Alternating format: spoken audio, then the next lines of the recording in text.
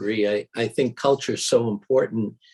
And, if you're not working at building a positive culture, you're still going to have a culture, but it may not be one that you're happy about or Right. proud of. So Right. we really work at it, and we're working to build a culture that we're proud of. Welcome to the Hassle-Free RE Podcast, a real estate podcast where we bring you stories, education, and tips for investors and real estate enthusiasts. If you're interested in investing in real estate or just want to keep a pulse on what's happening in the market, then this podcast is for you. Thanks so much for listening and tuning in. If you enjoy our show, please make sure to subscribe and give us a 5-star review. We'd greatly appreciate it.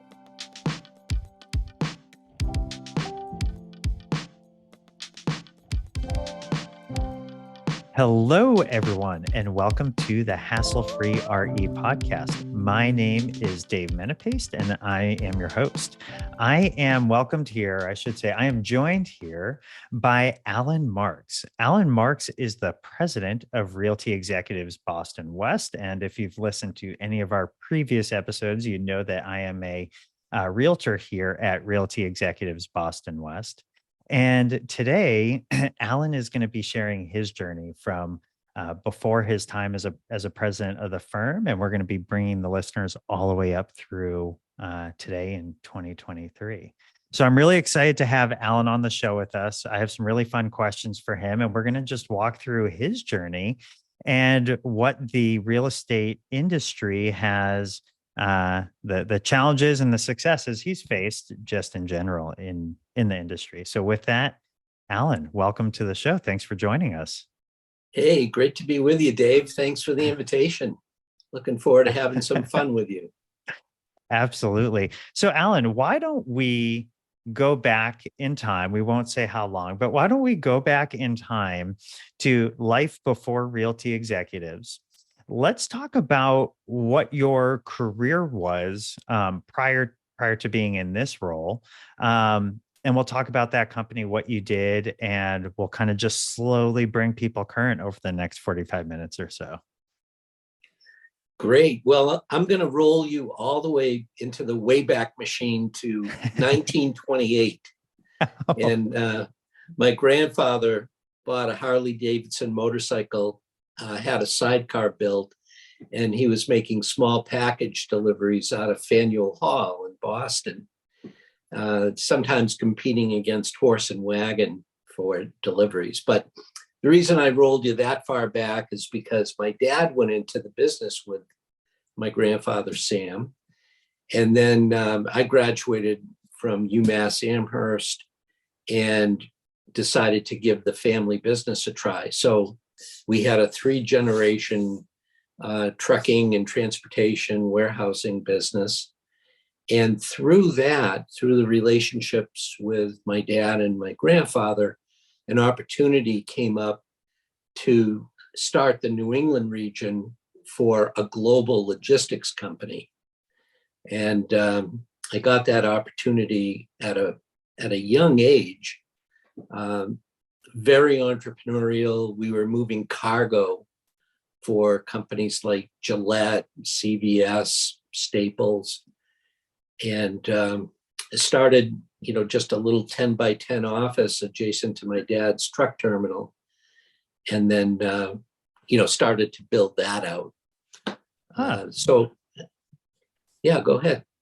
No, that's amazing. So I didn't realize it went that far back. Last time we had talked about this, it was much later. Well, I guess closer to now than 1928, but so it was started back then. Then your father joined, and sounds like he took it over, and then you were the next in line in succession. And then when you took it over, you were really able to sort of was it an expansion, or how did that look? Well, the family trucking and warehousing business stayed with my dad, and I shifted my focus to the global logistics company and built out the New England region.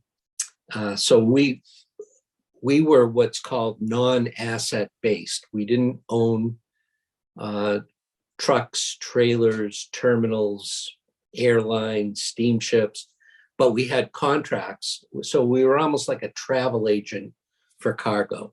And we would put the whole route together and all of the pricing. And eventually we had about 100 people in our New England office in Southborough. And we had a great culture. It was based on a lot of professional development and, how your individual goal feeds into a team goal, which then feeds into the organizational goal.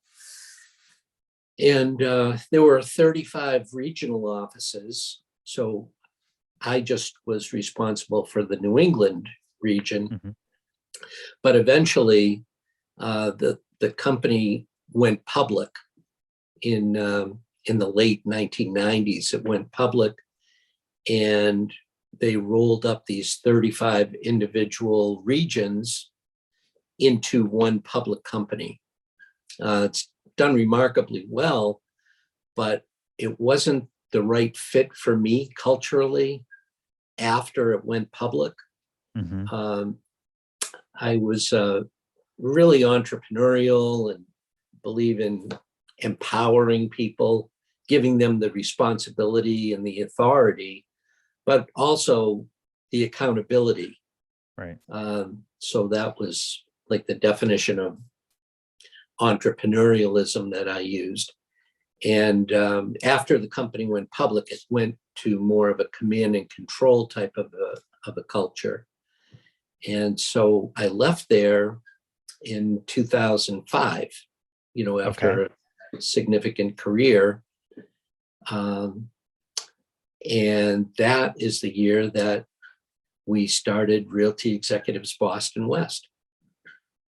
Well, let's pause and unpack or rewind just a tiny bit. One thing that, I really enjoy about, being here at Realty Executives Boston West is the culture and it's your leadership style. And what I'd love to learn is, or have you share with the listeners really, is so back at the logistics company, the way that you operated and the way that you managed is very much educational support, growth, all the good things you'd want.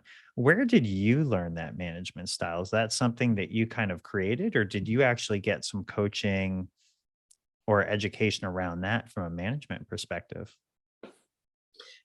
Around the late 90s, I hit what you could call a ceiling of complexity, where, we had 100 people and we had some very significant accounts, and I needed to develop my leadership skills in order to effectively lead this effort.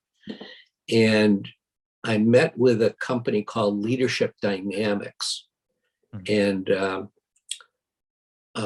really highly respected coach by the name of Paul Brown.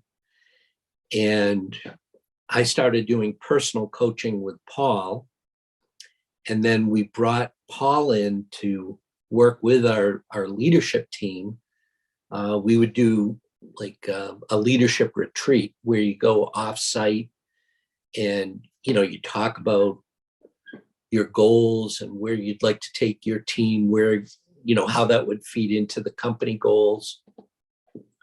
And then what has to happen in order for those goals to be accomplished. So Paul became like a mentor, facilitator. And then we actually implemented an organizational goals program where everybody in the company, all 100 people, were taking courses like effective communication, effective leadership skills, effective personal productivity. And typically they would be like a 10 or 12 week course, 2 hours a week, with some homework. And there were people that said, geez, Alan, I don't want to do that. I'm not interested in doing that. And they sort of self-selected out. They would leave the company, but the 100 that we retained were buying in and saying, this is exciting.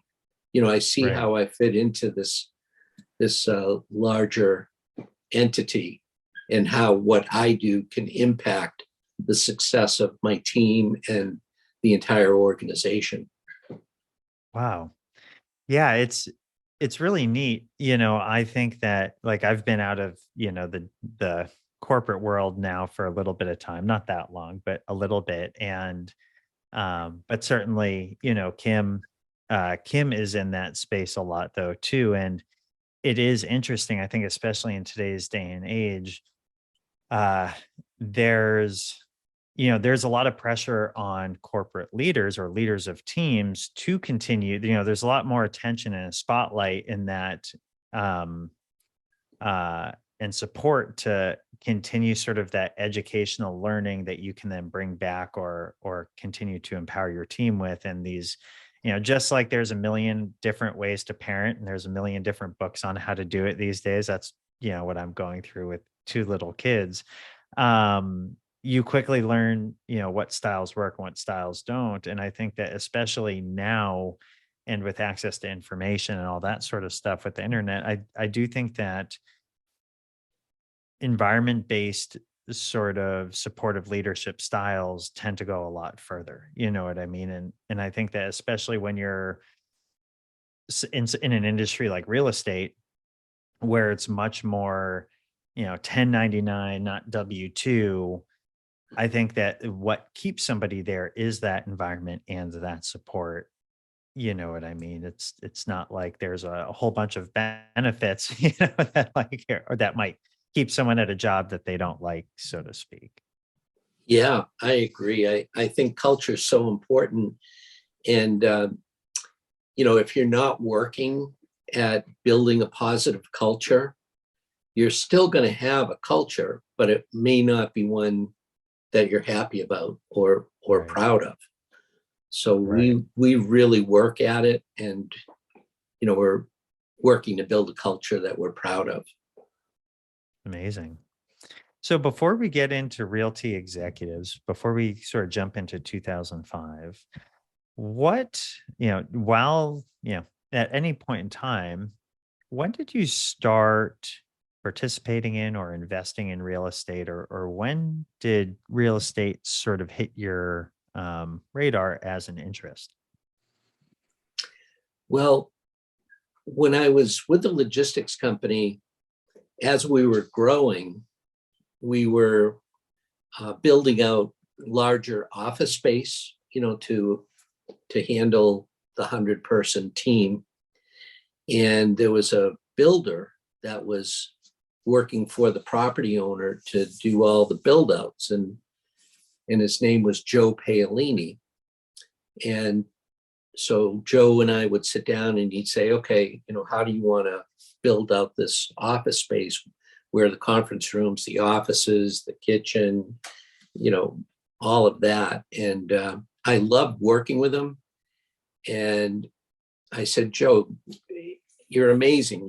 You always call me back. You always come in on time, and you always come in on budget. So if you ever have a real estate opportunity where, you're looking for an investor or a financial partner, I would love to get involved. And this is in the late 90s, before I started Realty Executives. But Joe came to me with a couple of opportunities. He had 12 lots in Hopkinton. And he said, Alan, I would like to build one house, one, significant custom home every 3 months. And he did that. He built out 4 per year for 3 years, and it was successful. And I said, Joe, let's look for the next opportunity once that was complete. And so we did a series of smaller projects.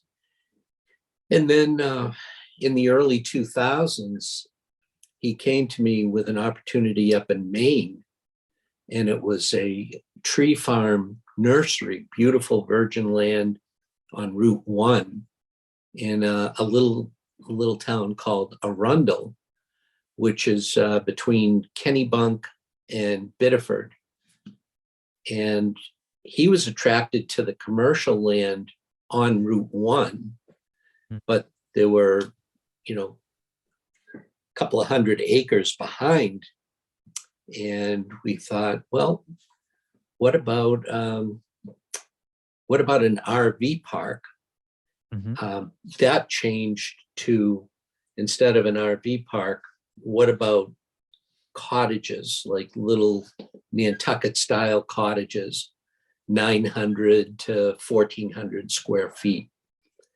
And so that became a very significant project, and it was virgin land. So we had to go through the entire approval process, which is lengthy, and, all sorts of city and town, state boards. But we got it approved for 260 cottages.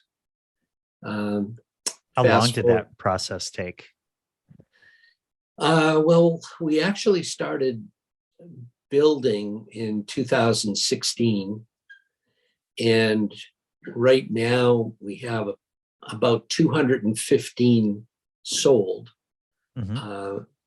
roughly 185 closed, and then purchase and sale contracts and reservations that are moving to purchase and sale, brings it to 215 out of 260. So hopefully another couple of years, but it's a beautiful project. Joe it's like a master craftsman. We say that was his canvas.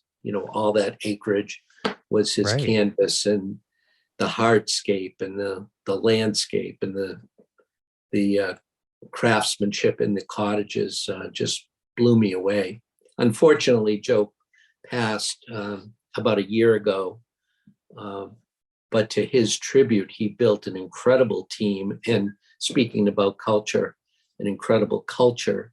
So his team has been able to carry on and execute, and done a fabulous job. Well, and I have, I've seen the website, and it really is gorgeous. And for our listeners, we'll actually, in the show notes, both for the podcast and YouTube, I'll put the website in there in case anyone's interested in learning more about that project. It really is gorgeous, and the location's amazing too. It's not too far outside of Massachusetts, maybe an hour and a half or so, and it's great. It really is great. Yeah. So that's really how I got started in investing in real estate. And then you probably want me to frame up how I got involved in Realty Executives. That's right. So around 2005, the culture had changed so much at the logistics company that I knew I needed a change. And I had a very good friend, Rob Daly, and we would ski together, and on the rides up and on the chairlift, the ride back, we'd be talking about, different things, but business would come up and culture. And he was always fascinated. How do you build a positive culture like that, where you get, 100 people to buy in? And we would have long conversations about that. And at one point he said, well, if you're seriously thinking about leaving the logistics company, would you be interested in building a real estate brokerage that has a similar culture to what you've been talking about? It's really focused on supporting the realtor as the CEO of their own business. And he said, I've been doing real estate for over 20 years and it's my own business, but I would like to plug into a brokerage platform where I have support services in marketing and transaction management and, the business services. And I said, Rob, that's right up my alley. I would love to talk about that. I'm already doing real estate investing, so Right. why not jump into real estate with both feet? And he had a few other people that were interested in that type of a business model. One of them was Kathy Foreign, one of the top Framingham realtors over the last couple of decades. And so we sat down and we talked about it. What would it look like? What would the culture be? What type of services would we want? Who would our ideal realtor be? And then we started to look at, different franchises, or do we do an independent business model? And when I first met with the folks from Realty Executives, I felt like, wow, this is coming back to my logistics roots, culturally, and that entrepreneurial feel. And they were saying, what can we do for you to help you grow your brokerage in your region? What support, what services, what resources do you need from us? And then that's exactly what I say to our realtors.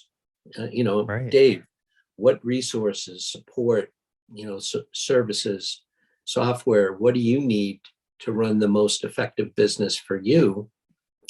And so there was a real alignment there. And in 2005, we bought the franchise rights for half a dozen towns in Metro West.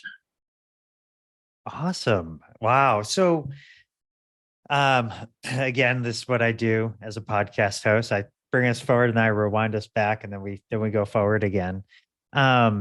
Without naming any other companies, what were some of the sort of aspects or things you learned, from other real estate companies that sort of turned you off from them, saying, yeah, like this isn't a good fit? I mean, we know what made Realty Executives a good fit, but what were some of the red flags maybe you heard in some of the other meetings and discussions that you had? I think there were a few that really stood out. One thing was we wanted to be very focused on realtor marketing, like not the corporate brand marketing. I never had a real estate license, so I've never been a licensed agent. But what we wanted to make sure of is that if you get a listing, that it's Dave Menapace on the sign. It does have to say Realty Executives, but it's your personal website. It's your phone number. It's your email address. We want any buyer interest in that listing to go through you, because who knows the most about that property? You do. As the listing realtor, you're intimately involved with it. A lot of the other brokerage models, not all, but a lot of them, they want the corporate name out front. They want the corporate, office phone number, email address. And then as buyer leads come in, or buyer inquiries, they package those and sell them as corporate leads to other agents in the brokerage, and get an additional fee. We didn't want to do that.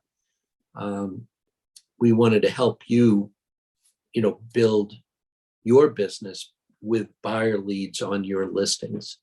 So that was big. We never had uptime, which is where you have an agent in the office for a designated period of time, and any calls that come in from prospective clients, that agent would try to nurture and capture that client lead. Our philosophy was let that lead come through, not through the office, but through to you as the listing realtor. So that was a big difference. Yeah. Then most of the large brokerages, they have a fairly significant franchise fee or corporate fee, can be called different things, but it's usually about 6% of any commission income, and it comes from their agent's commission. Right. And Realty Executives doesn't have that, so we don't have a 6% corporate fee or franchise fee, and we don't charge our realtors anything like that. Right. We do pay Realty Executives for being part of their franchise, but we pay it out of the company commission. So that was another big difference. What was that learning process like, launching a company? I know you probably had Rob sort of there with you and probably tapped into people like Kathy and some other folks, but that must have been just a big learning process too, of learning all the different intricacies of these different companies, being somewhat net new to it, huh? Yeah, definitely. When you change industries altogether, right? I mean, going from logistics to real estate, it's a whole different language, whole different, learning curve. I did have quite a bit of, business experience, communication, negotiation. I mentioned, working with leadership dynamics. I had a lot of leadership training. So there were significant transferable skills. And then Rob was instrumental, being our broker manager, helping to give me, a framework of the intricacies of, the transaction side of the business, and things, detailed things like procuring cause and realtor code of ethics and things like that. I was able to learn primarily through Rob. Right. Right. Well, that's really neat. And so when you launched Realty Executives, because we have several offices, did you start with one main office and then over the years kind of grow and expand the office space? Or did you kind of always know where you wanted to have a home location, so to speak? Well, good question, Dave. When we first started, we knew that we wanted to carve out a pretty good territory in Metro West. And so we purchased the franchise rights for Framingham, Natick, Holliston, Hopkinton, Ashland, and Southborough. And what that meant was that no other franchise owner could open up a Realty Executives office in that area. But we knew that we had to grow into it. It wasn't going to be, flipping a switch and having offices in all those towns. We started in Framingham. That's where Kathy and Rob, kind of their key base. And shortly after that, we opened in Southborough. And then about 10 years ago, we opened up in Holliston. And then shortly after that, Natick. And then about 3.5 years ago, we opened in Wellesley. Mm-hmm. We did close the Southborough office right before COVID. It didn't have anything to do with the pandemic. It's just that for whatever reason, the agents that were affiliated with us in the Southborough office they really worked from home, Mhm. and hardly anybody was coming into the office. So we ended up closing that. So right now we've got the 4 offices. Right. Right. What have um what have been, some of your favorite, lack of a better way of putting it, what have been some of your favorite things about being in your role and, over the last, I guess it would be almost 20 years, almost 18 years now, seeing realty executives grow and develop and working with different agents and all sorts of things. What have been some of your favorite moments or, favorite things about the job? Yeah, thanks for asking that question, Dave. We started with the end in mind. So in 2005, we're sitting in a conference room and brainstorming, what would we want this to look like, 5 or 10 years down the road? And who would our ideal realtor client look like? What would some of their attributes be? Um, what kind of volume would we be doing?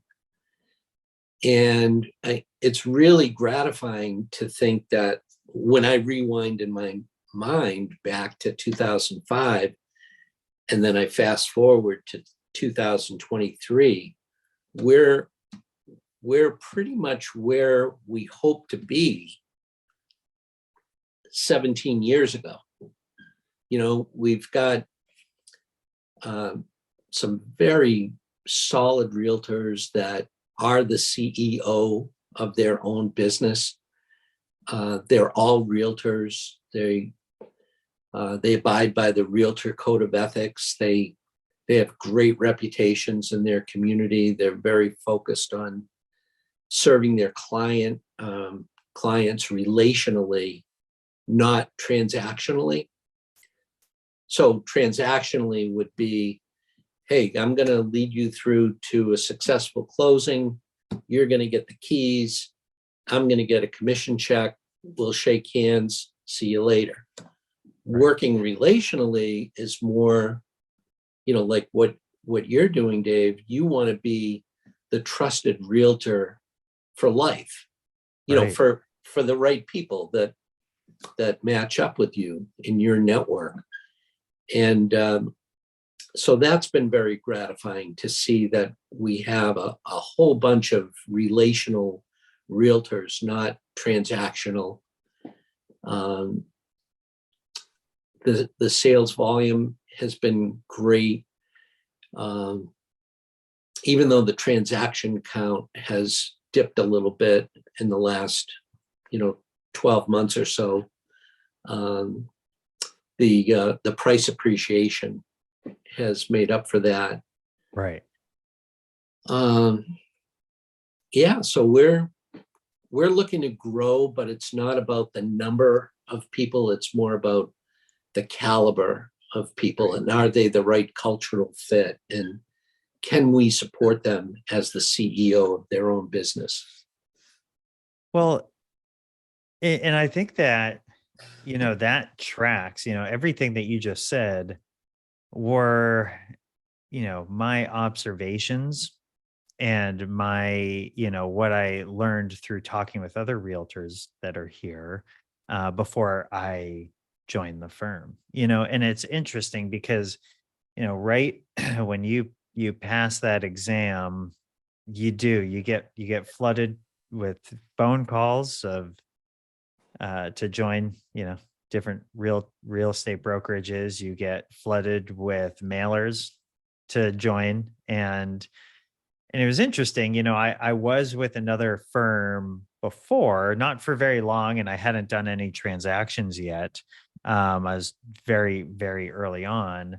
Um, but I had interviewed at maybe three or four.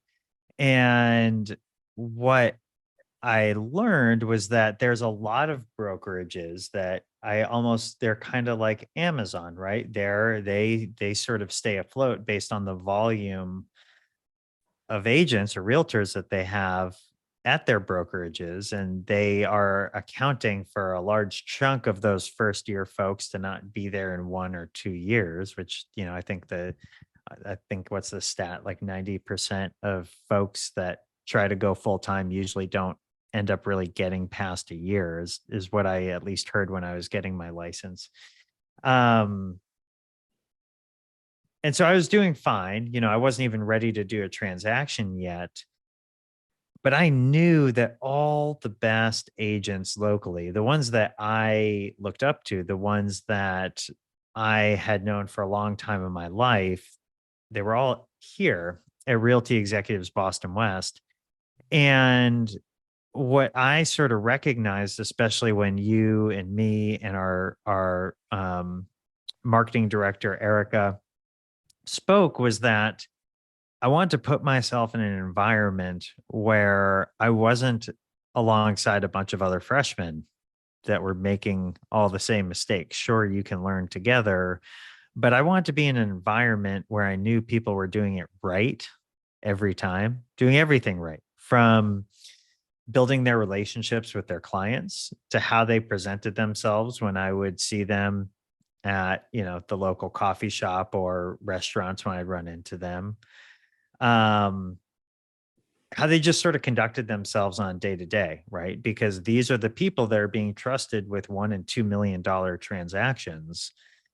And I really admired that. And, for me, I felt like the only way I was going to be able to achieve my goals was to be in an environment where the best were playing. And I was okay with, for lack of a better way of putting it, being the third string quarterback if I could be around the first string. You know what I mean? And that was really what stuck out to me, was just the quality of people that were here, and that essentially confirmed it when you and I got to speak for the first time. Yeah, that's very intentional, Dave. You know, we have tremendous respect for anybody who has a dream to be a licensed agent and takes the class and graduates. But you have to know what you're really good at. Um, and we felt that we weren't good at taking that freshman agent and providing real estate 101, to help get them launched. We felt we were much better at taking someone with experience that wanted to take their business to the next level, just pouring our support and our resources into that established agent. But once in a while, we've had a great success story, where we get somebody that doesn't have a lot of experience like you, but they have tremendous motivation. They're willing to learn. Like right out of the gate, you were willing to take the Brian Buffini 100 Days to Greatness class, so sometimes people have found us that are recently licensed, but we don't, we're not sending out the flyers and the mailers, attracting them. You just have to know what you're not good at so you can more clearly define what you want to be great at. Right. And that Buffini class, and for our listeners, I'm actually going to post in the show notes a link to that 100 Days to Greatness class, because what the class does is it teaches you how to build really a trusted referral based type of business, like getting your leads from people within your sphere, within your circle, and then nurturing that and supporting those relationships. And that 100 Days to Greatness, in my opinion, is critical if you want to be an agent the way we are here at Realty Executives, but it's also very helpful for other businesses. Like I think it's critical as a real estate agent or realtor salesperson, but it is, in my opinion, very, very helpful for really, and like the application of what you learn there, it can be applied to any other type of business. And that's something that I saw in that co-hosting business for short-term rentals, something we won't get into, don't have time to jump into today, but it's replicatable. And I really, really like that. And I think a lot of our listeners would benefit from it as well. So with that, we're kind of coming towards the end of our time here. And actually I will say too, one of the things that was really awesome was how Realty Executives covered the cost of that class for me as well. And I thought that was really neat. And it also showed the investment that you make in the realtors that are here as well. And we had a whole bunch of people that were very experienced going back and taking it. And I just think it's an amazing course, and it's an amazing way to go about being in this business. Yeah, and that it reinforces our culture. Both Erica and myself are certified mentors in the Brian Buffini courses. So we love, putting together a group of 6 or 8, 10 of our realtors, who we refer to as executives, and then learning together. You're learning something from Brian. You're learning from the people that you're in the class with. And then Erica and I get a chance to provide some mentoring and coaching in that environment as well. So it's really a healthy course to take, foundational for a successful real estate business. It's amazing. So with that, as we start to wrap this up here, do you have any final thoughts for any of our listeners? Or, maybe we even have some listeners here that are experienced realtors, and they do live local here in Massachusetts.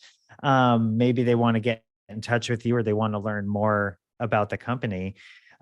Is there any, way or contact information or website or something you'd be comfortable sharing with for folks to get a hold of you if they're interested in learning more? Yeah, absolutely. I'll be happy to give you my cell phone number if you like, Dave. Should I? Sure. Yeah, you can say it here, and then I'll post it to the show notes as well. Yeah, it's 508-272-8730. And, even if you're not interested in Realty Executives, but you just want some coaching advice, or you want to use me as a sounding board, I welcome those types of calls. I'm always looking to network with other real estate professionals in our neck of the woods. So feel free. And my email address is Alan, ALAN, Marks, MARKS, at realtyexecutives.com. Happy to help in any way. Awesome.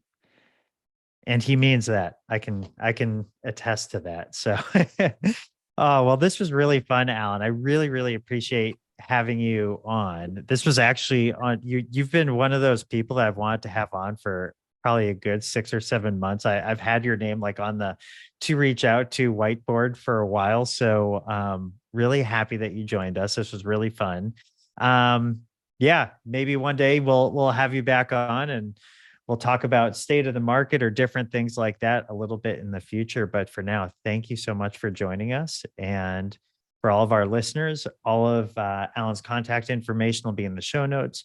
We'll have some of those websites that we spoke about in the show notes as well. And don't hesitate to reach out to Alan. Thank you. Thank you. Enjoyed being with you, Dave, and with your listeners. Thank you. This podcast is brought to you by the 5-Star Co-Host, an Airbnb management and consulting company that helps homeowners turn their properties into passive income streams through short-term rentals. Do you want to turn your vacation house into a passive income stream? Then look no further. The 5-Star Co-Host has served over 1,000 guests in several Airbnb properties and in varying markets. The 5-Star Co-Host is at the vanguard of the short-term rental industry by leveraging technology and systems to maximize the guest experience while achieving high revenue for owners. Get a free home analysis by emailing the 5-Star Co-Host at gmail.com. That's the 5-Star Co-Host at gmail.com. THEFIVESTARCOHOST at gmail.com.